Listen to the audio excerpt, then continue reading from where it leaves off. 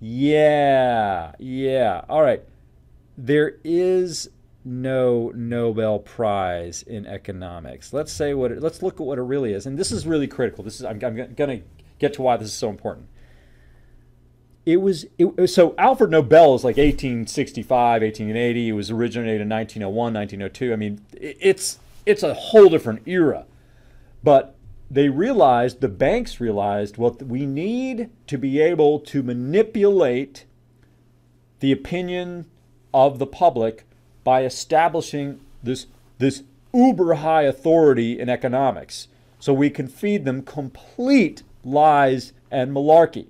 So we'll get together and steal the Nobel name, which has got ultimate value. If you have a Nobel laureate in chemistry, a Nobel laureate in physics, a Nobel laureate in poetry or medicine, they have been voted by their peers as one of the best, if not the best, at that time. And it's perfectly valid, and their achievements are beyond compare. But Nobel economics, there is no such thing. There is no Nobel Prize in economics. It was developed by a bank, Swedish National Bank, and actually there was somebody else. It's not one of the prizes he established in his will. It's referred to, and they set it up with the Nobel Foundation. So the bottom line on it is, when you hear that somebody's a Nobel Prize winning economist, A, they're not. It's a lie. They borrowed a name.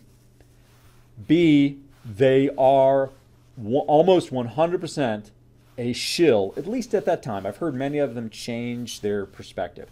So Stiglitz is a shill, period. And he's telling the banks and the market that this is what we want to do. We want to crush the cryptocurrency market.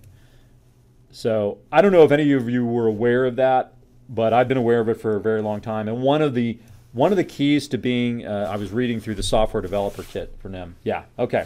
I don't know if any of you were, but it's important because it's not a question in making trading decisions. I have found it wasn't an issue. Yes, exactly, Don. Really interesting. Had no idea. I'm thrilled when I can share something that is, a little off beaten path and it adds some value. But the reason, and you don't have to share my perspective. I'm just letting you know the reality of it. They're not denying that there is no Nobel Prize. They're shoving it out there as though, hey, this is a Nobel Prize. This person has defined themselves as the leader of the pack. Listen to them. Obey them. Well, what I learned through decades and decades of economic research and trading. So I was in the market and I was learning about the market all the time and listening to Nobel Prize winners, reading all of the books. I've read all of the big economic books. Was that it isn't a question of how much you know. No, that's not it. It's a question of what is true about what you know and what is a lie about what you know, or not verifiable, or doesn't correlate with reality.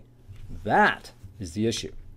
Better to know much less that is valid and tradable and effective and based on historical evidence than to know an amazing number of theories that are very speculative at best. A perfect example of this, what was it? Irvin Fisher was a former Fed chairman, bet his entire life savings on the stock market. He was completely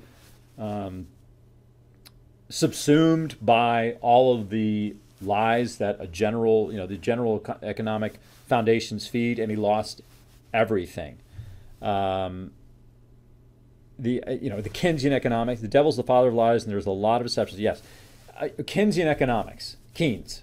He was one of the greatest purveyors of lies. Now, if you read his books carefully, you'll realize that he wasn't quite as bad as most of his quotes made out to seem, make him out to be. But if most people are Keynesians, and if you have a clear reality-based vision of what economics is supposed to be and how the underlying forces at work, you will out-trade. Of course, there's a big gap between having that knowledge and actually trading well, but it's a bridgeable gap.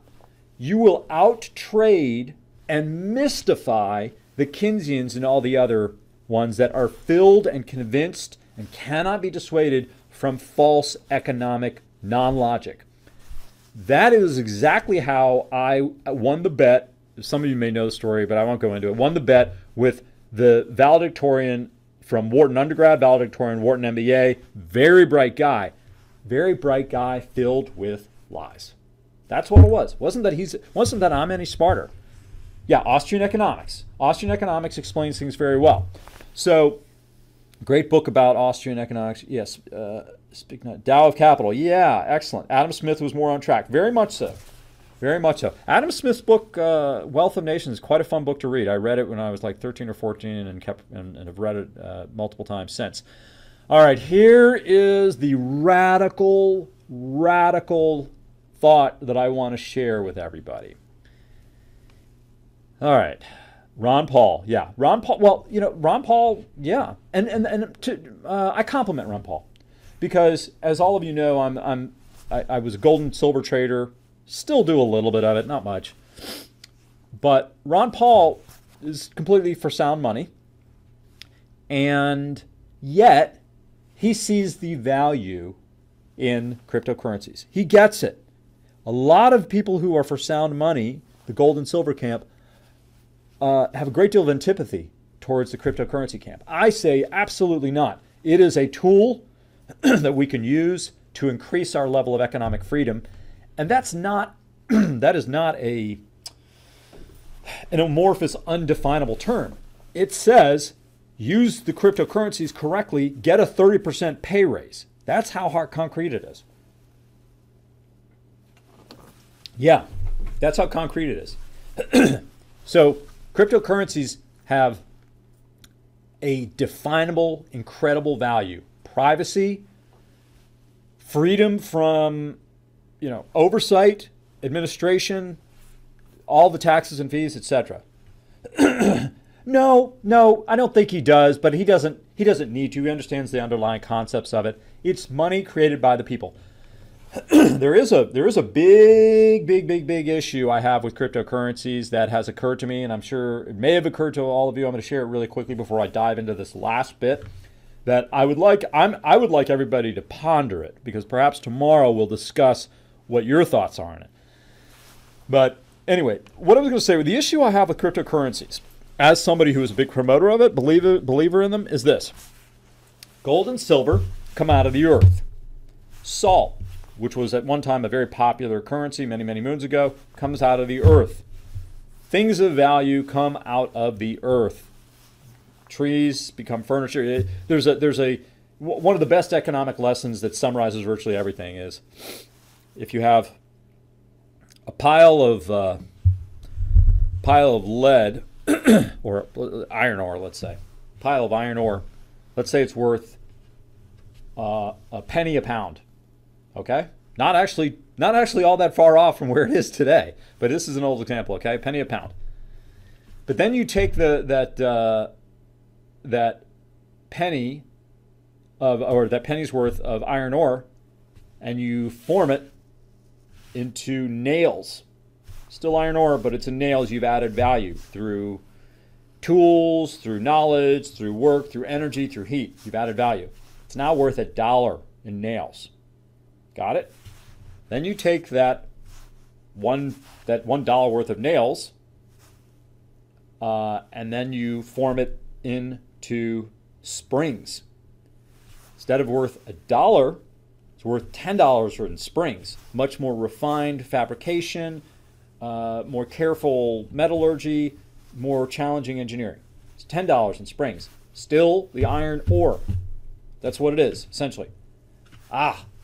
But then you take those springs, or you take the iron ore with the springs, and you form it into a beautiful pocket watch.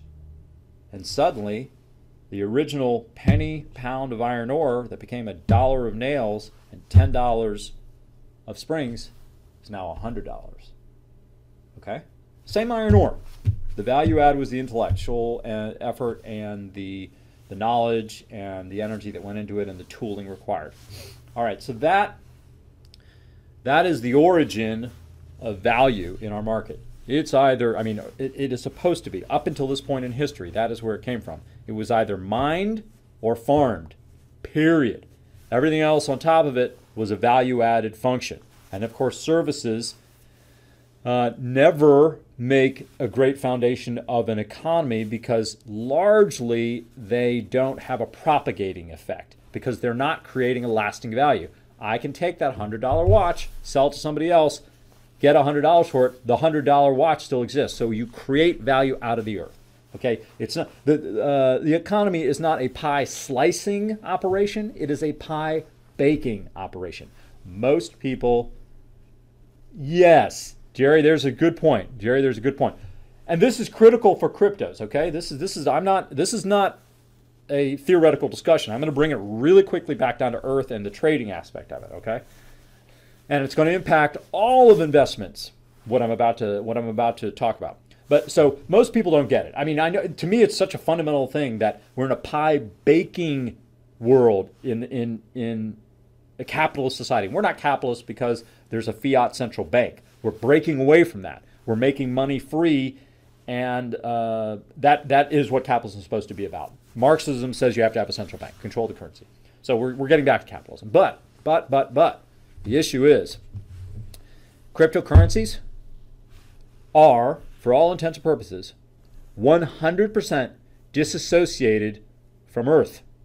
They are in a fantasy world, which means they can be created in an unlimited fashion, which means unlimited potential for inflation. What does that do? Drives up the cost of commodities at an accelerated rate and makes production, thank you, yes, Jerry, exactly. That makes production as a manufacturer, believe it or not, I mean, my training is in engineering. I spent 10 years as an engineer and do quite a bit of it still to this day, and I had my own manufacturing. Yes, it does. Yes, it is kind of sad. Or Brock said, yeah, that's sad. Okay.